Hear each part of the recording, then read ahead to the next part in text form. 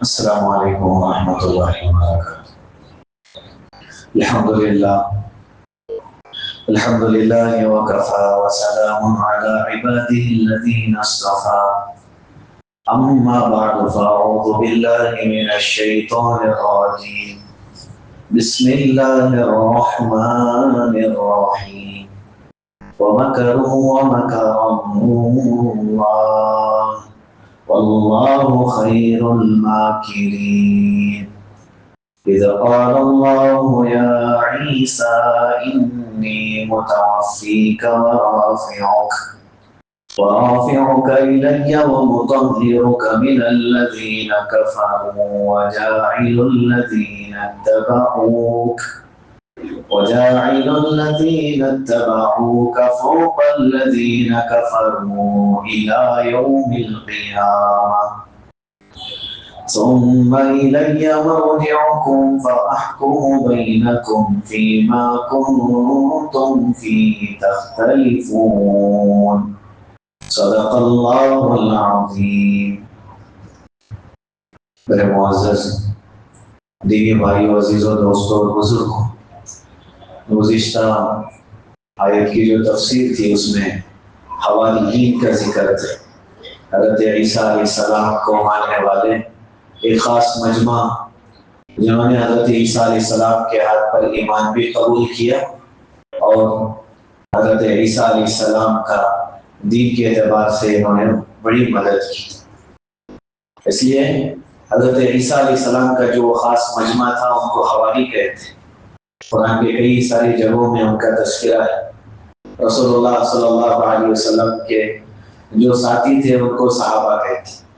صحابہ اتنے زیادہ رسول اللہ صلی اللہ علیہ وسلم کے دین کے مددگار بنے، اللہ نے فرمایا کامیاب تو یہی ہے، اولئک هم المفلحون اولئک هم الفائزون اولئک هم الراشدون۔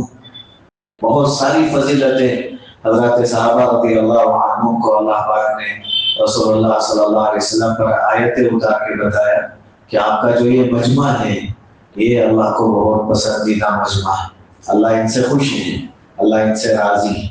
تو رسول اللہ صلی اللہ علیہ وسلم کے ساتھیوں کو صحابہ کہتے ہیں، حضرت عیسیٰ علیہ السلام کے ساتھیوں کو حواریین کہتے ہیں۔ یہ مخلص دوست ہے حواری جو حضرت عیسیٰ علیہ السلام کے سوال پر انہوں نے کہا تھا کہ ہم دین کی مدد کریں گے، ہم اللہ کی مدد کریں گے۔ گزشتہ آیت میں اس کی تفسیر آئی، آخر میں یہ کہا تھا، وہ یہ آیت پڑھی تھی ہم نے کہ اس وقت میں یہودیوں نے خفیہ تدبیر کی، کچھ مکر کیا، تو اللہ تعالیٰ نے بھی خفیہ تدبیر کی، اور آگے اللہ نے فرمایا اللہ تعالیٰ بہترین تدبیر کرنے والے ہیں۔ وہ جو سوچ رہے ہیں، وہ جو کر رہے ہیں، ضروری نہیں کہ وہ کامیاب ہو جائے، لیکن اللہ جو چاہتے ہیں وہی وہ کر رہے ہیں۔ یہ چیز اس میں نے بتایا تھا کہ انہوں نے کیا خفیہ تدبیر کی تھی، اگلی جمعہ آپ کے سامنے بات آئے گی۔ آج اسی آیت کو آج ہم نے تلاوت میں پڑھا ہے۔ یہودیوں کی خفیہ جو تدبیر تھی وہ یہ تھی کہ انہوں نے ارادہ کر لیا کہ حضرت عیسیٰ علیہ السلام کو قتل کرنا ہے۔ حضرت عیسیٰ علیہ السلام جس دین کی طرف بلا رہے تھے اسے ماننے سے وہ انکار کرنے لگے، تو حضرت عیسیٰ علیہ السلام کو سب سے پہلے تو انہوں نے تکلیف دی، زبانی تکلیف دی، ان کا انکار کیا، بلکہ حضرت عیسیٰ علیہ السلام کی والدہ پر تہمت لگائی کہ ان سے غلطی ہوئی، اور اس تہمت کی بنیاد پر انہوں نے حضرت زکریا علیہ السلام کو قتل کر دیا۔ حضرت یحییٰ علیہ السلام نے حضرت عیسیٰ علیہ السلام کی تصدیق کی، ان کی طرفداری میں بات کی، تو حضرت یحییٰ علیہ السلام کو بھی قتل کر دیا۔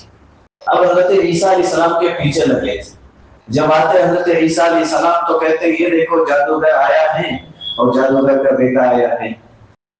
بعض کتابوں میں تفسیر میں یہ لکھا ہے کہ ایک دن حضرت عیسیٰ علیہ السلام کو برداشت نہیں ہوا تو انہوں نے بددعا کی، اللہ یہ مجھے بڑا ٹھیس پہنچا رہا ہے۔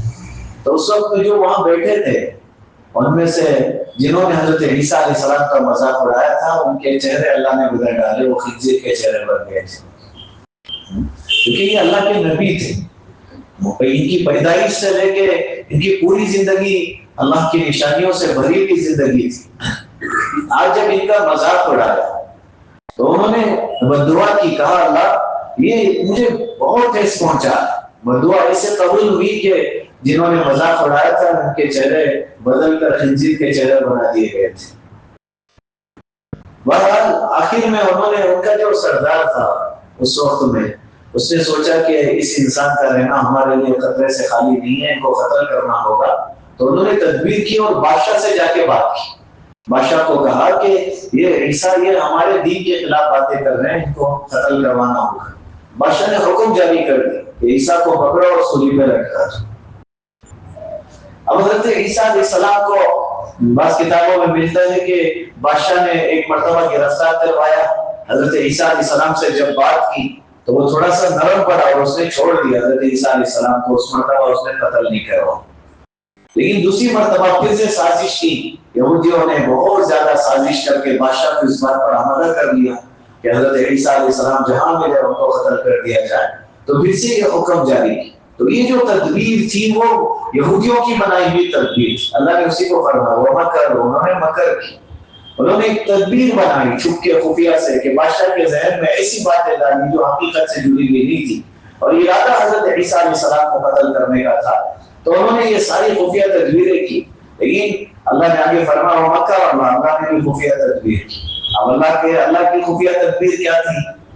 حضرت عیسیٰ علیہ السلام کو تلاش کرتے ہوئے جو یہودی تھے تلاش کرتے ہوئے نکلے، جب نظر آئے حضرت عیسیٰ علیہ السلام تو حضرت عیسیٰ کو پکڑنے کے لیے گئے، تو حضرت عیسیٰ علیہ السلام کے جو حواری تھے یہ بہت مختصر تھے، جیسے گزشتہ میں نے بتایا حوارین کے مجمع کے جو روایتیں ہیں یہ مختلف ہیں، ابتدا 2 سے ہے اور انتہا 12 کی بتائی جاتی ہے۔ 12 حوارین تھے، ان کی محنت سے اور لوگ ایمان میں داخل ہوئے تھے، حضرت عیسیٰ علیہ السلام کے حواری بنے تھے، لیکن اصل میں 12 ساتھی تھے جو حضرت عیسیٰ علیہ السلام کے ساتھ تھے۔ ان کے پاس ہتھیار بھی نہیں تھے، جنگ کا کوئی اور اس وقت میں ایسا سامان نہیں تھا کہ ان سے لڑا جا سکے۔ حضرت عیسیٰ علیہ السلام کے گھر میں داخل ہو گئے، جو یہودی مارنے کے لیے آئے تھے وہ سارے جمع ہو گئے، اس گھر کو انہوں نے گھیرا کر لیا۔ اب اس گھر میں ایک انسان کو بھیجا کہ جاؤ اور عیسیٰ کو قتل کر کے ان کی گردن لے کے آؤ۔ حضرت عیسیٰ علیہ السلام کو قتل کرنے کے لیے ایک انسان کو بھیجا۔ ابھی جو اللہ نے بتایا نومہ کا اللہ نے خفیہ تدبیر کی وہ یہ تھی کہ جیسے ہی وہ انسان اندر داخل ہوا حضرت عیسیٰ علیہ السلام کو قتل کرنے کے لیے، تو اللہ پاک نے حضرت جبرائیل علیہ السلام کو بھیجا اور حضرت جبرائیل علیہ السلام کے ذریعے سے حضرت عیسیٰ علیہ السلام کو آسمانوں پر اٹھا لیا۔ اور جو انسان اندر داخل ہوا تھا حضرت عیسیٰ کو قتل کرنے کے ارادے سے، اس کے چہرے کو اللہ نے حضرت عیسیٰ علیہ السلام کے چہرے جیسا بنا دیا۔ جسم تو وہی تھا لیکن چہرے کی شکل جو ہے وہ حضرت عیسیٰ علیہ السلام جیسی نظر آنے لگی۔ جب وہ باہر نکلا اور وہ یہ بتانے کے لیے نکلا تھا کہ حضرت عیسیٰ اندر نہیں ہے، جیسے وہ باہر نکلا، باہر کھڑے ہوئے یہودیوں نے فوراً اسے پکڑا، پھر اسے سزائیں دی اور پھر اسے سولی پر چڑھایا اور پھر اسے قتل کر دیا۔ اور وہ یہ سوچنے لگے کہ ہم نے عیسیٰ علیہ السلام کو نعوذ باللہ قتل کر دیا ہے، حصہ تمام کر دیا۔ لیکن اب حضرت عیسیٰ علیہ السلام کے بارے میں 3 طرح کے طبقے بن گئے ہیں۔ سب سے پہلا مجمع یہودیوں کا جو یہ مانتے ہیں کہ ہم نے عیسیٰ علیہ السلام کو قتل کر دیا، اور وہ دجال کا انتظار کر رہے ہیں کہ دجال آئے گا، ہمیں صحیح راستہ بتائے گا، ہمیں فائدہ پہنچائے گا، اس کے ساتھ مل کے ہم دنیا پہ حکومت کریں گے۔ اس نظریے کے ساتھ جینے والے یہودی ہیں۔ دوسرا مجمع ہے حضرت عیسیٰ علیہ السلام کو ماننے والا، لیکن ماننے میں اس نے غلو کیا۔ اس نے کیا کیا؟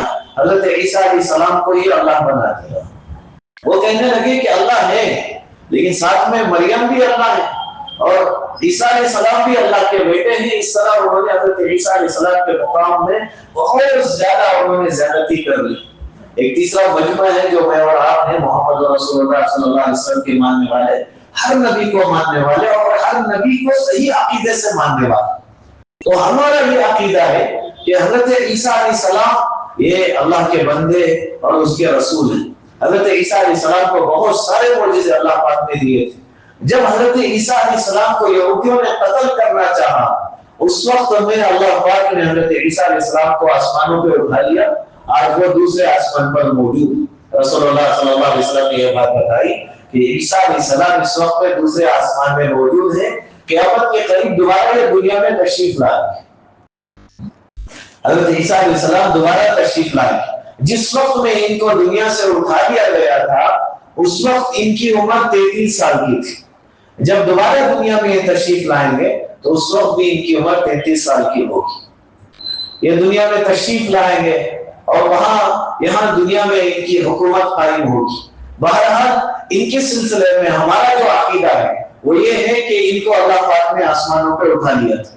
یہاں ایک اور چیز ذہن میں آئی، میں آپ حضرات کے سامنے رکھ دیتا ہوں، کیونکہ اس وقت میں بہت زیادہ فتنے باہر آ رہے ہیں. ایک فتنہ اس میں یہ بھی ہے کہ کئی طرح کے لوگ آج ظاہر ہو رہے ہیں اور اپنے آپ کو مہدی کہنے لگتے ہیں. میں مہدی ہوں، میں مہدی ہوں. حضرت عیسیٰ علیہ السلام کے اس آیت کے ذیل میں آپ کو مختصر سا حضرت مہدی علیہ السلام کا تعارف بھی کرا دیتا ہوں. حضرت عیسیٰ علیہ السلام جب دنیا میں تشریف لائے اس وقت میں جن کی خلافت ہوگی دنیا پر وہ حضرت امام مہدی ہوں گے. اور امام مہدی کا نام کیا ہوگا؟ محمد ہوگا. ان کے ابا کا نام عبداللہ ہوگا. ان کی پیدائش مدینے کی ہوگی. اس وقت میں صحیح خلیفے کی لوگ تلاش میں ہوں گے تو یہ مدینے سے مکی کی طرف ہجرت کر کے وہاں جائیں گے تو لوگ ان کو خلیفہ بنا دیں. ان کی خلافت میں پرامن طریقے سے بہت ساری جگہوں میں اسلام عام ہو جائے گا. تو وہاں سے سفر کرتے ہوئے امام مہدی دمشق میں آئیں گے، ملک شام میں ادھر آئیں گے. اس جگہ پہ عصر کی نماز کا جب وقت ہو رہا ہوگا، اذان ہو چکی ہوگی، نماز کا وقت ہو رہا ہوگا، اس وقت میں دو فرشتوں کے ذریعے، ایک حضرت جبرائیل اور ایک حضرت میکائیل علیہ السلام، ان کے ذریعے سے آسمانوں سے دوسرے آسمان سے اللہ پاک حضرت عیسیٰ علیہ السلام کو وہاں کی مسجد، جامعہ مسجد کے مینارے پر اتاریں گے. حضرت عیسیٰ علیہ السلام نیچے آئیں گے، نماز کا وقت ہے تو امام مہدی ان سے درخواست کریں گے کہ آپ نماز پڑھائیں. تو کہیں گے نہیں، امامت آپ کا حق ہے، آپ کی امامت ہے. اور پیچھے کھڑے ہو کے نماز پڑھیں گے حضرت عیسیٰ علیہ السلام. نماز سے فارغ ہونے کے بعد امام مہدی بھی درخواست کریں گے کہ اب یہ ہے کہ اس وقت خلافت میرے ذمہ ہے، میں یہ ذمہ داری آپ کے سپرد کرنا چاہتا ہوں. تو حضرت عیسیٰ علیہ السلام کہیں گے کہ نہیں، آپ کے ذمہ ہی ہے. اللہ پاک نے مجھے خاص کام کے لیے روانہ کیا ہے اور وہ دجال کو ختم کرنے کے لیے. جو قیامت کی بڑی بڑی نشانیاں ہیں اس میں سے ایک حضرت عیسیٰ علیہ السلام کا دوبارہ دنیا میں تشریف لانا ہے. حضرت عیسیٰ علیہ السلام تشریف لائیں گے، قیامت کے قریب وہ 33 سال کی عمر ہوگی. اور آج جو مقصد بتایا وہ دجال کو ختم کرنے کے لیے. دجال دنیا میں کتنے دن رہے گا؟ 40 دن کے لیے وہ دنیا میں آئے گا. اس کے 40 دن کا جو سب سے پہلا دن ہوگا وہ 1 سال کے برابر ہوگا، اور جو دوسرا دن ہوگا وہ 1 مہینے کے برابر ہوگا، اور اس کا جو تیسرا دن ہوگا وہ 1 ہفتے کے برابر ہوگا. باقی جو دن ہے وہ معمول کے مطابق رہے. ان دنوں میں وہ بہت فتنہ کرے گا، لوگوں کو اپنی طرف مائل کرنے کے لیے. جو اس کو ماننے والے ہیں ان کو بڑے بظاہر بہت خوشیاں دے گا اور بہت سارے ان کو فوائد پہنچائے گا دنیاوی اعتبار سے. لیکن جو ایمان والے ہیں وہ اسے دیکھتے ہی پہچان لگے، کیونکہ اس کی پیشانی پہ کافر لکھا ہوا ہوگا، یہ لکھا ہوا ہوگا، اور یہ صرف ایمان والوں کو نظر آئے. وہ ایمان والوں کو اس وقت میں بڑی تنگدستی میں ڈالنے کی کوشش کرے گا. کھانا کھانے کو نہیں دے گا، پانی پینے کو نہیں دے گا. لیکن بتایا کہ ان کی جو غذا ہوگی اس وقت میں وہ اللہ کا ذکر ہوگا. ایمان والے اللہ کا ذکر کریں گے، قرآن کی تلاوت کریں گے، اور ان کو اللہ تعالیٰ ان کی بھوک اور پیاس مٹا دیں گے. ایمان والے حضرت عیسیٰ علیہ السلام کے ساتھ مل کر اس سے مقابلہ کریں گے، اور اسرائیل کا ایک علاقہ ہے جہاں جا کے اسے ختم کریں گے. آج وہاں اس جگہ پہ ایک بہت بڑا ایئرپورٹ ہے. اللہ کے رسول صلی اللہ علیہ وسلم نے بہت پہلے اس بات کی پیشن گوئی کی تھی کہ اس وقت میں اس کے ساتھ ایک بہت بڑا مجمع ہوگا. لیکن حضرت عیسیٰ علیہ السلام اس وقت میں جب اس سے جنگ کریں گے، مسلمان جو ان کے ساتھ میں ہوں گے یہودیوں کو تلاش کر کر کے ماریں گے. یہودی اس طرح دوڑیں گے اپنے آپ کو چھپانے کے لیے کہ جا کے پتہ نہیں کہاں کہاں چھپیں گے. لیکن بتایا کہ جہاں بھی چھپیں گے وہ چیز کو گواہی دے گی کہ میرے پیچھے فلاں چھپا ہے، اسے قتل کرو. مسلمان تلاش کر کے ماریں گے. رسول اللہ صلی اللہ علیہ وسلم نے اس وقت میں ایک درخت کا نام لیا تھا. اللہ کے رسول نے ایک خاص درخت کا ذکر کرتے ہوئے فرمایا وہ ایک ہی درخت ایسا ہوگا جس کے پیچھے یہ چھپیں گے تو وہ نہیں بتائے گا. باقی جہاں بھی دنیا کے پیچھے چھپیں گے وہ بتا دیا جائے گا کہ فلاں میرے پیچھے چھپا ہے یا آپ سے ڈر کے چھپا ہے تو اسے تلاش کر کے مار دیں گے. لیکن ایک درخت کا رسول اللہ صلی اللہ علیہ وسلم نے ذکر کیا جس کے بارے میں لکھا ہے کہ وہ درخت نہیں بتایا. عجیب بات ہے، یہودیوں کو رسول اللہ صلی اللہ علیہ وسلم کی بات پر اتنا یقین ہے کہ آج سب سے زیادہ اسرائیل میں وہی درخت پایا جاتا ہے. ان کو پتہ ہے چھپنا طے ہے، وہ درخت ہی ہے جو ان کو نہیں پتا ہے. کتنا یقین ہے ان کو رسول اللہ صلی اللہ علیہ وسلم کی بات. جیسے نبی کے دور کا قصہ ہم نے کئی مرتبہ سنا ہے. اللہ کے رسول صلی اللہ علیہ وسلم نے صحابہ کے درمیان میں بیٹھ کے بتایا کہ فلاں انتقال شہید کر دیے جائے تو فلاں کو امیر بنا دو، فلاں لشکر کے امیر ہوں گے، جب وہ شہید ہو جائیں گے تو پھر دوسرے کو بنا دیں. اللہ کے رسول صلی اللہ علیہ وسلم نے فرمایا جب تیسرے شہید ہو جائے تو مسلمان اپنے مشورے سے کسی کو لشکر کا امیر بنا لینا. اس جگہ پہ یہ جو باتیں سن رہے تھے اس میں سے ایک یہودی تھا، اس نے کہا یہ تین تو پکا شہید ہوں گے. اسے اتنا یقین تھا رسول اللہ صلی اللہ علیہ وسلم کی بات پر. اللہ کے رسول جو بول رہے ہیں اللہ کرے اتنا یقین مجھے اور آپ کو اللہ نصیب کر دے. آج کتنی باتیں رسول اللہ صلی اللہ علیہ وسلم کی جس کو ہم نظر انداز کر دیں. اللہ کے رسول نے کتنے جنت کے وعدے ہمیں بتائے، ہمیں یقین نہیں ہے، ہمارے یقین میں کمزوری ہے. رسول اللہ صلی اللہ علیہ وسلم نے جب بتایا تو یہودی بول رہا ہے کہ یہ تو تین پکے جائیں گے، کیونکہ نبی کی زبان سے نکلا یہ شہید ہو گئے، یہ شہید ہو گئے، یہ شہید ہو گئے. اس کا مطلب یہ ہے تین تو پکا شہید ہو گئے. اللہ کے رسول صلی اللہ علیہ وسلم کی بات کا یہودیوں میں آج بھی اتنا اثر ہے. انہیں پتا ہے نبی نے جو درخت بتایا وہی ایک درخت ہے جس کے پیچھے یہ چھپ کے بچ سکتے ہیں. تو آج پورے یہودیوں کی یہ کوشش ہے کہ اسی درخت کو لگایا جائے اور باقاعدہ اس درخت کو لگا رہے. کانٹے دار ایک درخت ہے اسے وہ لگانے کی کوشش کر رہے ہیں. اس مقام پر حضرت عیسیٰ علیہ السلام مسلمانوں کے ساتھ مل کے دجال کو ختم کریں گے. حضرت عیسیٰ علیہ السلام کتنے سال دنیا میں رہیں گے اس کے بارے میں حدیث میں ملتا ہے کہ وہ 40 سال دنیا میں رہیں گے. اب 40 سال سے کیا ہو رہا ہے اس میں روایتیں مختلف ہو جاتی ہیں. بعض علماء نے فرمایا مفسرین نے کہ حضرت عیسیٰ علیہ السلام کی پہلے سے عمر 33 سال ہے، پھر بعد کے 7 سال کے لیے دنیا میں آئیں گے، پورے 40 سال ہو جائیں. لیکن باقی نے فرمایا نہیں، اس 33 سال کے بعد 40 سال کے لیے دنیا میں آئیں گے، ان کی حکومت بھی قائم ہوگی اور وہ نکاح بھی کریں گے اور ان کی اولاد بھی ہوگی. حضرت عیسیٰ علیہ السلام کا یہ مختصر خاکہ میں نے آپ کے سامنے رکھا. ہمارا یہ صحیح عقیدہ، صحیح عقیدے کے ساتھ زندگی کرنا بہت ضروری.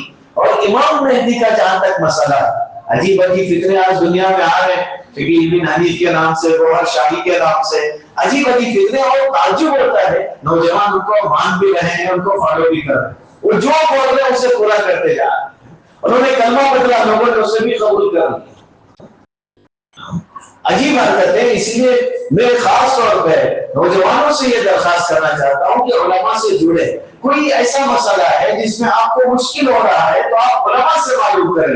ہم جا کے موبائل میں حل کرنے کی کوشش کریں، گوگل سے معلوم کرنے کی کوشش کریں. سارے فتنے تو وہیں سے آ رہے ہیں.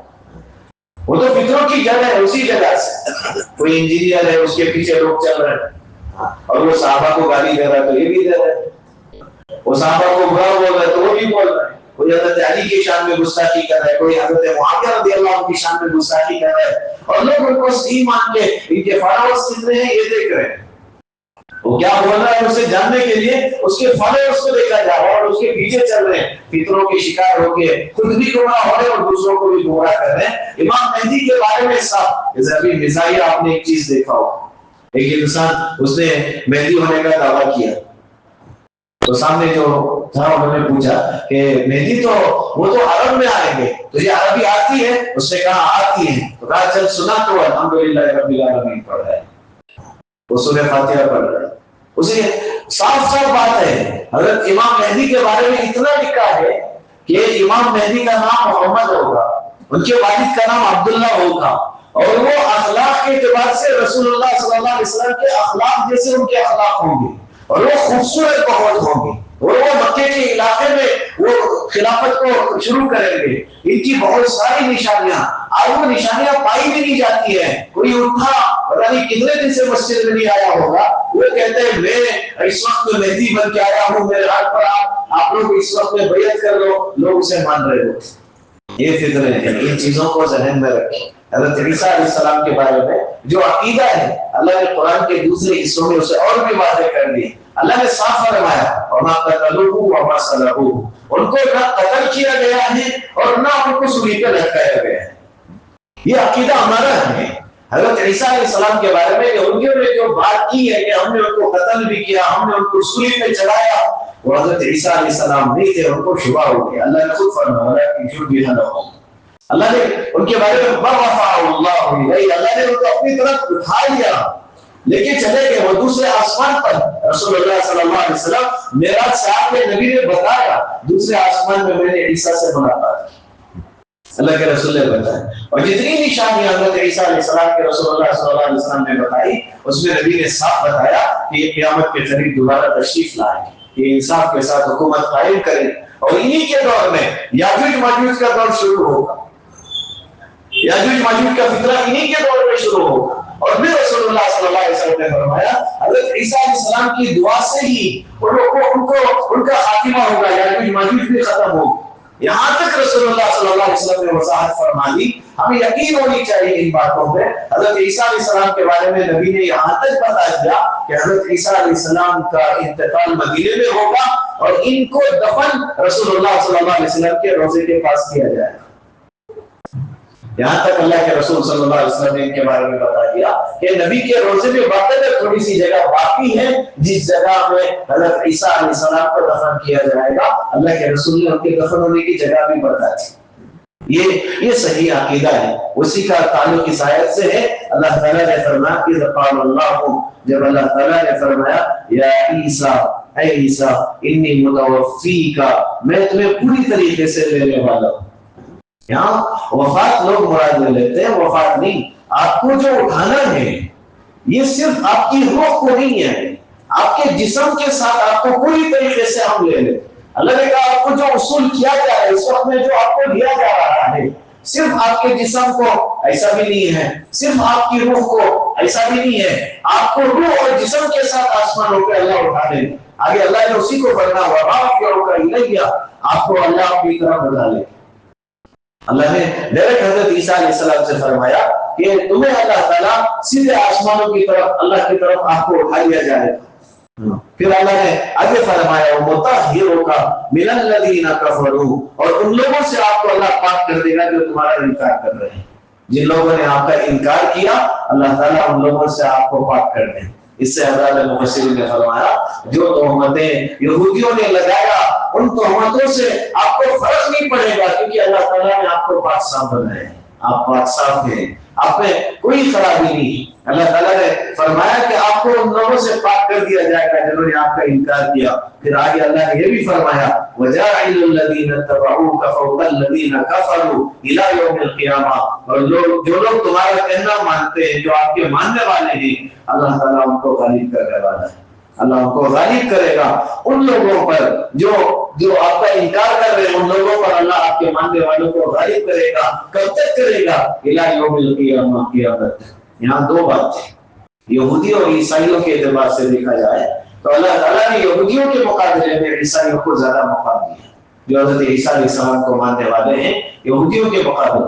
اس یہودی خود کے دم پہ انہوں نے اپنی کوئی حکومت نہیں بنائی۔ آج جو اسرائیل کا دبدبا ہے یہ ان کا اپنا خود کا نہیں ہے، کئی سارے لوگ ہیں جو ان کی مدد کر رہے ہیں، کئی سارے حکومتیں ہیں جو ان کا تعاون کر رہے ہیں، جب جا کے انہوں نے اپنا ایک ٹھکانہ بنایا ہوا ہے، ورنہ ان کی کوئی اصل نہیں ہے۔ دوسرے لوگوں نے اپنی اصل پہچان چھپا دی، انہوں نے ان کا ساتھ دیا، تب جا کے یہ اتنا ظلم کر رہے ہیں۔ اس نے اپنی حکومت پہ اتنا اطراء ہے، اس کی وجہ خود کی حکومت نہیں ہے، دوسری جو حکومتیں جو اس کا ساتھ دے رہی ہیں اس کی بنیاد پر ہیں۔ اس کے مقابلے میں کئی سارے ملک ایسے ہیں جہاں عیسائیوں کا دبدبا، جہاں عیسائیوں کی حکومت ایک لحاظ سے۔ دوسرے لحاظ سے اللہ نے یہاں مسلمانوں کی شان کے بارے میں بتایا کہ محمد رسول اللہ صلی اللہ علیہ وسلم کو ماننے والے جو آپ کا ساتھ دیں گے، اللہ تعالیٰ آپ کو غالب کر کے رہیں گے۔ اللہ کے رسول کی یہ امت جب حضرت عیسیٰ علیہ السلام آئیں گے اور نبی کا وہ کام لے کر کھڑے ہوں گے تو اللہ کے رسول صلی اللہ علیہ وسلم کو ماننے والے حضرت عیسیٰ علیہ السلام کو مانیں گے اور ان کا ساتھ دیں گے، اور اللہ تعالیٰ انہیں غلبہ دے گا، اللہ انہیں غالب کرے گا۔ کہ اللہ نے فرمایا اِلَىٰ يَوْمِ الْقِيَامَةِ، قیامت تک وہ غالب ہو کے رہیں گے۔ پھر اللہ نے آگے بات ثُمَّ إِلَيَّ مَرْجِعُكُمْ، پھر تمہیں ان سب کو ہماری طرف ہی لوٹ کر آنا ہے۔ یہاں تو دنیا کا جو معاملہ ہے کیسے بھی عقیدے کے ساتھ زندگی کٹ رہی ہے کہ میری طرف ہی تمہاری واپسی ہوگی۔ اللہ نے فرمایا فَاحْكُمُ بَيْنَكُمْ، پھر تمہارے درمیان میں فیصلہ کروں گا۔ جتنا تمہارا اختلاف ہے، یہودی الگ بول رہے ہیں آپ کے بارے میں، عیسائی الگ بول رہے ہیں، اور مسلمانوں نے الگ عقیدہ آپ کے بارے میں رکھا ہوا ہے، یہ جتنی چیزیں ہیں یہاں تو ٹھیک ہے چل رہا ہے، لیکن اصل کیا ہے، کون صحیح تھے کون غلط تھے، فاحکموا بینکم، میں تمہارے درمیان میں فیصلہ کروں گا، فیما کنتم فیہ تختلفون، جن باتوں میں تم باہر اختلاف کر رہے ہو، جس میں تمہارا اختلاف ہو رہا ہے، اس کا فیصلہ تو آخرت میں ہو جائے گا۔ اسی کی کچھ وضاحت کہ اس فیصلے میں ہم کو کیا ملے گا، کیا عذاب ہوگا، اللہ تعالیٰ نے آگے کی آیتوں میں وہ ذکر کیا ہے، انشاءاللہ اگلی جمعہ اس کی تفسیر ہوگی۔ بس یہ ہے کہ ہم اپنے عقیدے کی حفاظت کریں، عقیدے کی حفاظت کرنا بہت ضروری۔ پہلے معمولی عقیدے کی بگاڑ ہوتا تھا، اسے درست کر لیا جاتا تھا، چھوٹی چھوٹی چیزیں، اب سیدھے نبوت پہ حملہ ہو رہا ہے، جھوٹے نبی بھی پیدا ہو رہے ہیں، وہ آ کے اپنے آپ کو نبی بتا ہے۔ اتنا طے کر لو کہ رسول اللہ صلی اللہ علیہ وسلم آخری نبی ہے، آپ کے بعد کوئی نبی نہیں آنے والا ہے۔ کوئی آ کے اگر نبوت کا دعویٰ کر رہا ہے، وہ اپنے آپ کو نبی بتا رہا ہے، ہمارا ایمان کا تقاضا یہ ہے کہ ان سے سوال بھی نہ کرے کہ آپ بتائیں آپ کیسے نبی ہیں۔ امام ابو حنیفہ رحمۃ اللہ علیہ نے لکھا ہے کہ کوئی اگر جھوٹا نبی سامنے کھڑے ہو کے نبوت کا دعویٰ کر رہا ہے تو ایک ایمان والا جب اس سے دلیل پوچھتا ہے تو دلیل پوچھنے والا فوراً کافر ہو جائے گا۔ اس کی وجہ یہ ہے کہ ختم نبوت پر نبی نے کہہ دیا، دلیل پوچھنے کا مطلب ابھی بھی شک ہے، ہمارا ایمان ہمارے پاس نہیں رہے گا اگر ہم نے سوال کر لیا۔ بہت سارے لوگ پیدا ہو رہے، بہت سارے فتنے عام ہو رہے، یہ بھی یہودیوں کی ایک سازش ہے۔ نبی علیہ الصلوۃ والسلام نے بھی بتایا میرے بعد بہت سارے جھوٹے نبی پیدا ہو گئے۔ آئے اللہ کے رسول صلی اللہ علیہ وسلم نے بتایا تھا، پہلے ہی اللہ کے رسول نے اس کی خبر دے دی۔ یہ میرے بھائیو، ہم ہمارے اپنے عقیدے کی حفاظت کریں، چھوٹے بچے کو تک یہ بات ذہن میں بٹھا دیں کہ ہمارے نبی صلی اللہ علیہ وسلم سب سے آخری نبی ہے، ہمارے نبی کے بعد کوئی نبی نہیں ہے۔ اور اتنا زیادہ اپنے آپ کو اس کام کے لیے تیار رکھے کہ اس ختم نبوت کے تحفظ کے لیے اگر جان بھی دینا پڑے گا تو یہ ہماری خوش نصیبی ہوگی، یہ ہمارے لیے سعادت کی چیز ہوگی، یہ ہمارے لیے بہت زیادہ خوش نصیبی ہوگی کہ رسول اللہ صلی اللہ علیہ وسلم کی ذات اقدس پر ختم نبوت کے مسئلے میں کچھ ایسے درندے اگر پیدا ہو رہے ہیں جنہوں نے نبی کی ذات پر حملہ کیا، نبی کے اللہ کے رسول کے صفات پر حملہ کیا، ان سے جس حد تک ہم مقابلہ کر سکتے ہیں ہم کریں۔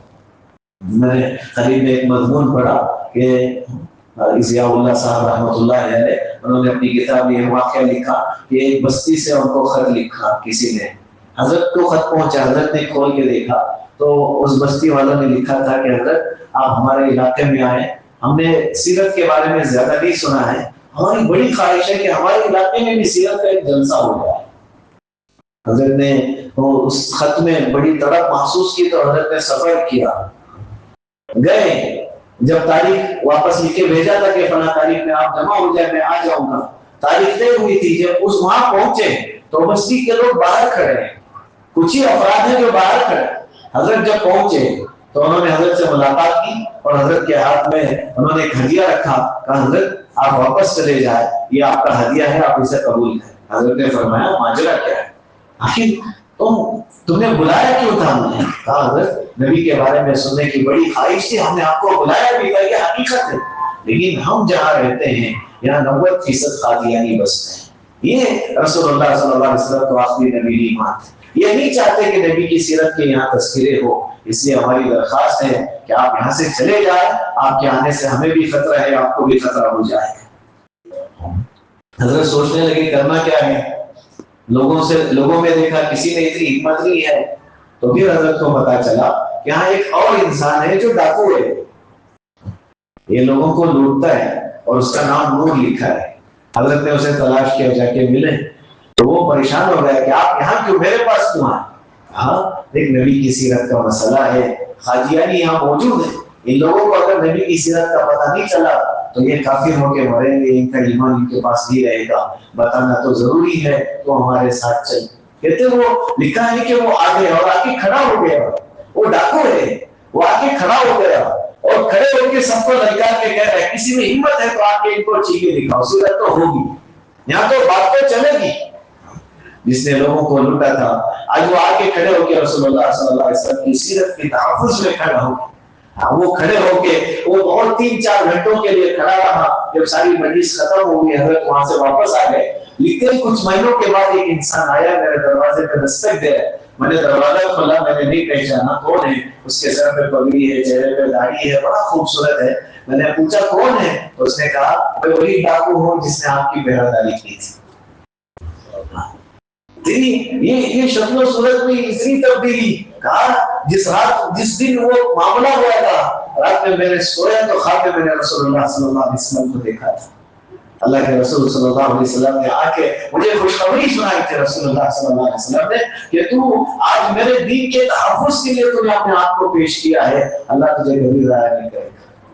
मेरी जिंदगी का रुख बदल गया अल्लाह के रसूल सल्लल्लाहु अलैहि वसल्लम की ज़ात पर। क्योंकि गैर तो कई तरीके से हमले कर रहे हैं। कोई इस वक्त में अगर वो चीज हमारे मुल्क में चल रही है कि नबी से मोहब्बत का इजहार किया, कई सारे नौजवान जेलों में बंद हो गए, कई सारे नौजवान अंदर चले, लेकिन नबी से मोहब्बत करना तो हम नहीं छोड़ेंगे। ये तो ज़ाब्ता है, ये हमारी जिंदगी की ये तयशुदा अमल है, चाहे उसके लिए हमारे जिस्म का खतरा मारने का ये तयशुदा अमल है। क्योंकि हमें सबसे ज्यादा जिससे मोहब्बत है ना, वो रसूलुल्लाह सल्लल्लाहु अलैहि वसल्लम से, और ये अल्लाह का बताया हुक्म है। हम अल्लाह के रसूल से बढ़ के नबी अलैहिस्सलातु वस्सलाम ने रिवायत में फरमाया, ला युमिनु अहदुकुम, उनमें से कोई उस वक्त तक कामिल ईमान वाला नहीं हो सकता, हत्ता अकूना अहब्बा इलैहि मिन वालिदिही व वलदिही वन नास अजमईन, जब तक तुम अपने आप से, अपने माँ बाप से, अपनी औलाद से और सारी इंसानियत से बढ़ के मुझसे मोहब्बत नहीं करोगे, उस वक्त तक तुम्हारा ईमान मुकम्मल नहीं होगा। नबी ने बताया। हज़रत उमर रज़ियल्लाहु ताला रसूलुल्लाह के पास बैठ के कहने लगे, रसूलुल्लाह, मैं जब देखता हूँ मेरे माँ बाप से ज्यादा मुझे आपसे मोहब्बत है, मेरी औलाद से भी ज्यादा आपसे मोहब्बत है, कोई ऐसा है ही नहीं जिससे मैं आपसे ज्यादा मोहब्बत कर सकूं, लेकिन किसी ना किसी दर्जे मुझे अपने आप से थोड़ी सी मोहब्बत ज्यादा लग रही है। रसूलुल्लाह ने हज़रत उमर से फरमाया, उमर तेरा ईमान मुकम्मल नहीं है। हज़रत उमर ने फिर कहा, अल्लाह के रसूल, हाँ मुझे मेरी अपनी जात से भी ज्यादा आपसे मोहब्बत है, मुझे मोहब्बत आपसे ज्यादा है। अल्लाह के रसूल ने फरमाया, आन या उमर, तेरा ईमान तो अब मुकम्मल हुआ है। मैं और आप रसूलुल्लाह सल्लल्लाहु अलैहि वसल्लम से मोहब्बत करने वाले अपने ईमान के बेजात को कभी तलाश करें। कोई ऐसे हैं जिनसे हम नबी से भी ज्यादा मोहब्बत करते हो, तो भी हम कामिल ईमान वाले नहीं हो सकते। हमें अपने आप में मोहब्बत में खुलूस पैदा करने की जरूरत है, चाहे उस मोहब्बत के लिए जितनी भी कुर्बानी देना पड़े, चाहे किस हद तक जाना पड़े, लेकिन रसूलुल्लाह सल्लल्लाहु अलैहि वसल्लम पर आँच आए कभी ये ईमान वाला बर्दाश्त नहीं करे। उसकी ईमान का, उसकी मोहब्बत का तकाज़ा। और यही चीज थी सहाबा। एक सहाबी, अंसारी सहाबी, जब उनकी जिंदगी की आखिरी लम्हे चल रही थी और जंग के मैदान में जख्मी थे, तो एक साथी उनको तलाश करते हुए पहुंच गए। जब देखा तो वो कुछ बोलना चाह रहे थे, कहा क्या कहना चाहते हो, बताओ, मैं पैगाम पहुंचा दूंगा। तब उन्होंने कहा था कि मेरे अंसार भाइयों से कह दे, क्योंकि अगर तुम्हारे होते में नबी को जख्म भी आ गया ना, फिर अल्लाह तुम्हें माफ नहीं करेगा। वो कब बोल रहे हैं, जब उनकी रगी कट गई, वो दुनिया से जा रहे हैं, लेकिन क्या पैगाम दिया था, तुम्हारे होते हुए अगर नबी को जख्म भी आ गया ना, फिर अल्लाह के यहाँ तुम्हारा कोई अवसर नहीं चलेगा। इसलिए उन सहाबा ने अपने बच्चों को नबी के सामने पेश कर दिया। नबी जी, आपकी हिफाजत के लिए हमारे बच्चे भी कुर्बान। रसूलुल्लाह, आपकी हिफाजत के लिए आप अंदाजा करें, जब हम गाड़ी चलाते हैं ना, थोड़ा सा तिनका भी हमारी आंख के सामने आए, हमारी आंख बंद हो जाती है। अगर आंख में चले जाए ना, जब तक किनारे पे खड़े होकर नहीं निकालते, इतनी तकलीफ हमें होती है। लेकिन एक सहाबी जो रसूलुल्लाह के सामने खड़े थे, उनकी आंख में तीर लगी थी, लेकिन वहां से भागे नहीं, सीधे वहां से निकल के मदीने दौड़ के आ जाते अपने इलाज के लिए। वहां से दौड़ कर भी नबी के पास ही गए थे। क्या मोहब्बत की होगी, यूं लेके गए थे, अल्लाह के रसूल के सामने जाके खड़े। तसव्वुर से बाहर की चीज है। वो सहाबा थे, उन्होंने नबी से जब दिखाया ना, अल्लाह के रसूल सल्लल्लाहु अलैहि वसल्लम ने उस आंख को दोबारा उस जगह पे रख के हाथ रख के नबी ने दुआ की तो वो ठीक हो गए। कि कैसी तकलीफ उन्होंने बर्दाश्त। एक सहाबी हर आने वाली चीज को हाथ पे रोकर, हर आने वाली चीज को। आज हमारे पास वक्त नहीं है नबी के तहफ़्फ़ुज़ में, नबी के खत्म नबूवत के तहफ़्फ़ुज़ में थोड़ी सी कभी दीन की मजलिस में बैठ जाए, सुन ले, या कभी कोई मेहनत का मौका आ जाए तो मैदानों में उतरे। नहीं, ہم وقت نہیں نکال پاتے، لوگوں نے جانے دی تھی، لوگوں نے اپنی زندگیاں ختم کر دی، اور سعادت کے ساتھ سعادت سمجھ کے یہ ہماری خوش نصیبی ہے، یہ ہماری خوش نصیبی ہے کہ اس کام کے لیے ہمارا کچھ بھی لگ رہا ہے، یہ ہماری خوش نصیبی ہے۔ آج بہت سارے نوجوان ہیں جو مرتد ہوئے ہیں، بہت سارے نوجوان جو جھوٹے نبیوں کو مان بیٹھے۔ تقریباً آج سے 2 سال پہلے کی رپورٹ ہے، ہمارے بنگلور میں ہی 4 جگہ میں ایسے دفتر بنے تھے جہاں رسول اللہ صلی اللہ علیہ وسلم کے ختم نبوت کو نشانہ بنا کے لوگوں نے کام کیا تھا۔ 4 جگہ پہ دفتر بنا کے کام کیے تھے، اور ایک ہی جگہ بنگلور کے ایک علاقے کے 7 نوجوان مرتد ہو گئے تھے، جن کا یہ ماننا تھا کہ نبی کے بعد بھی نبی آئے گے۔ نعوذ باللہ، ان کا عقیدہ بگڑ گیا تھا۔ ان سے جب یہاں کے علماء نے بات کی، ان کو سمجھایا اور ان کو موقع دیا کہ کل تک تمہارے سامنے موقع ہے کہ تمہیں اپنے عقیدے سے باہر آنا ہوگا، انہوں نے بنگلور چھوڑ دیا، پتہ نہیں کہاں جا کے کیا کر رہے ہیں، لیکن اپنے عقیدے سے ہٹنے کو تیار نہیں تھے۔ ایسے کتنے سارے نوجوان جا رہے ہوں گے، کتنے سارے لوگوں کے عقیدے بگڑ رہے ہوں گے۔ اس لیے ہمارے عقیدے کی اصلاح ہمارے گھر سے شروع کریں، ہر ایک کو بتائیں کہ رسول اللہ صلی اللہ علیہ وسلم آخری نبی ہے، ان کے بعد کوئی نبی نہیں ہو سکتا۔ سوال ہی پیدا نہیں ہوتا کہ کوئی نبی آئے، وہاں تک سلسلہ ختم ہے، یہ طے شدہ عمل ہے۔ اللہ نے حضرت عیسیٰ علیہ السلام کو دوبارہ بھیجا بھی تھا، لیکن حضرت عیسیٰ علیہ السلام اپنی نبوت پر محنت کرنے کے لیے نہیں آئے، وہاں کے لوگوں کو عیسائی بنانے کے لیے نہیں آئیں گے۔